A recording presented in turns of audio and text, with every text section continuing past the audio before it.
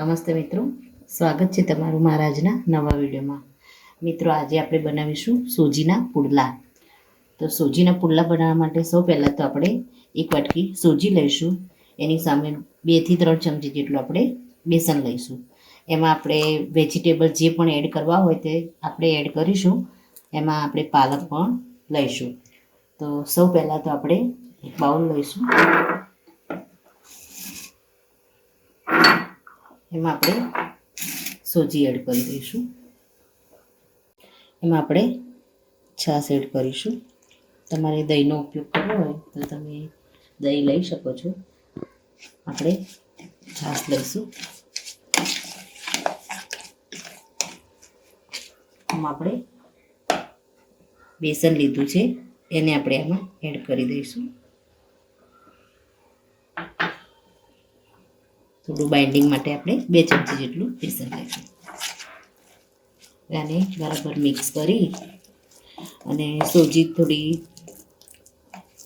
છાશ થોડી ઓબ્ઝર્વ કરી લે અને સોજી થોડી ફૂલી જાય ત્યાં સુધી આપણે આને ઢાંકી અને સાઈડમાં મૂકી દઈશું. મિત્રો, સોજીને આપણે 10 મિનિટ માટે સોજી સારું એવી છાશને શોષી લીધી છે. હવે આપણે આમાં વેજીટેબલ એડ કરીશું. તો એમાં આપણે ઝીણા સમારેલા ટામેટાં એડ કરીશું. ડુંગળી આપણે મીડિયમ સાઇઝની એક નાની સમારીને લીધી છે.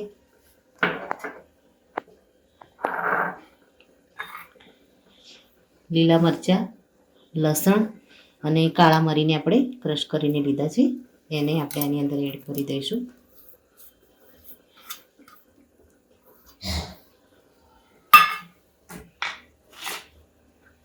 હવે આપણે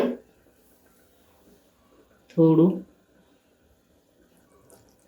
પાણી અને છાશ મિક્સ કરી અને આમાં એડ કરી અને થોડું મિક્સ કરી દઈશું.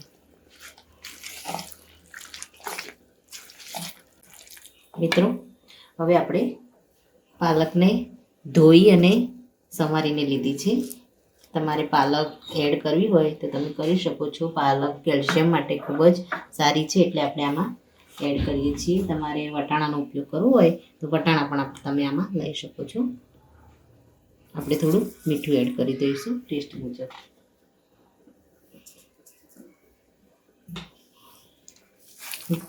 તમારે આમાં ગાજર, કોબીજ કે બીજા કોઈ વેજીટેબલ તમારે એડ કરવા હોય તો એ પણ તમે જે પણ એ વેજીટેબલ ભાવે એ તમે આમાં એડ કરશો તો વેજીટેબલના પૂરા વિટામિન્સ પણ મળી રહેશે અને આ નાસ્તો એકદમ ખાવામાં ખૂબ જ ટેસ્ટી અને હેલ્ધી તૈયાર થાય છે.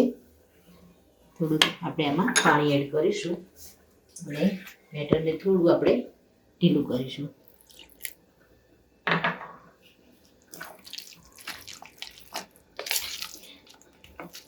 તો આપણું બેટર મિત્રો રેડી છે. હવે આપણે નોનસ્ટિકને ગરમ કરી દઈશું અને આપણે પુડલા ઉતારવાની શરૂઆત કરીશું. થોડું તમારે આમાં હળદર, મીઠું એ પણ તમારે એડ કરવું હોય તો તમે કરી શકો છો.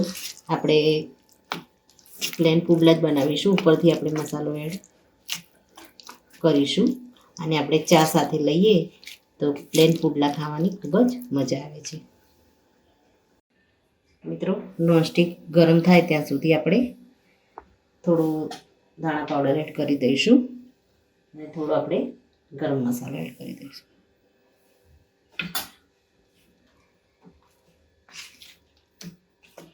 આપણું નોનસ્ટિક ગરમ થઈ ગયું છે. હવે આપણે પુડલાને ઉતારી લઈશું. મિત્રો, નોનસ્ટિક ગરમ છે. આપણે એમાં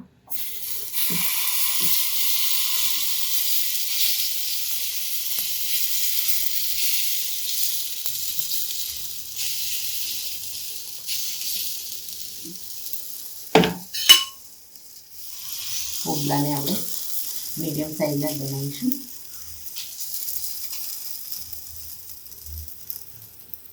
નીચેની સાઈડ આપણે થોડી વાર થવા દઈશું. મિત્રો, આપણે પુડલાને પલટાવી દઈશું.